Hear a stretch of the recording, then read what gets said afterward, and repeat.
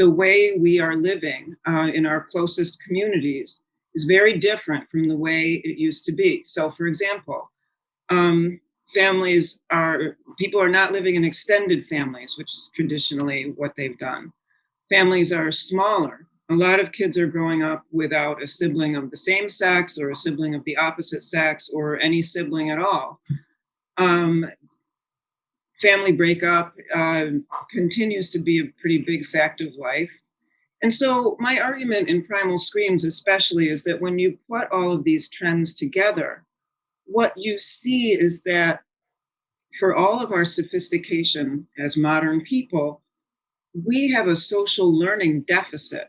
We are not able to learn from the people around us the way preceding generations were, just because we lack critical mass. So, take the example of the Me Too movement. At one point, I sat down and read a lot of accounts that were coming out of that movement of he said, she said, this is what happened, that's what happened. And you know, if you've read about them, that people are telling completely different Rashomon like stories. And you can't square that circle. So, how could it be that two people would experience the same thing in such different ways? Again, I think this goes to the question of social learning. A lot of people, especially young people, do not have examples in the home of, say, a father, a brother, other loving masculine figures in their lives from whom they can learn. And ditto, the other way around, a lot of young men are growing up with no knowledge of the opposite sex, uh, except the kind that they get from their smartphones, which isn't very reliable either. And so, again, I'm struck by this paradox that for all of our material advantages, we are actually at a disadvantage socially compared to, say, an illiterate peasant in the 1300s who grew up in a robust family and had many people from whom to learn and who could act as protectors as need be. A lot of kids today don't have that. And I think that's what we're seeing, including in the streets of America. This gets back to what happened in 2020 and into 2021. In the summer of 2020, there were protests and riots all over the United States on a scale that's never been seen before. The first reliable accounting found 10,000 incidents of unrest, of which over 500 turned violent, including in some cases with looting, etc., destruction of property, etc. So, what was this about? I mean, we all know that what it was purported to be about. It was said to be about racism. It started out as a series of protests against police brutality.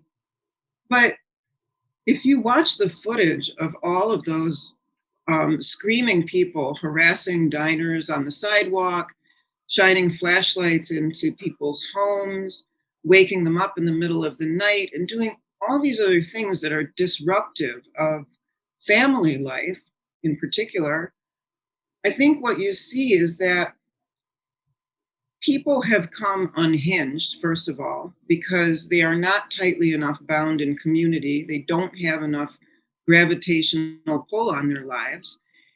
And these identitarian groups based on politics, like, say, Antifa, um, or based on gender, based on feminism, these groups have become very important substitutes for the kind of family ties and communal ties that people used to have. And that, I think, is a major development of our time.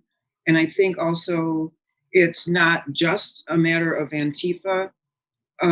The riot at the US Capitol, I think, showed some of the same characteristics of people who were, when you read their anecdotal stories, in many cases disconnected from family, disconnected from reality, sitting in the basement with their computers nonstop. And so, without drawing any moral equivalence among these groups, I do think that we're seeing that commonality across the board. That as people become sufficiently disconnected from family and from communal life of the kind that was described by in Bowling Alone by Robert Putnam 20 years ago. Uh, these trends are coming together in a especially toxic way, I think. And the hope is that if we see these things clearly, we can see more clearly what to do about them.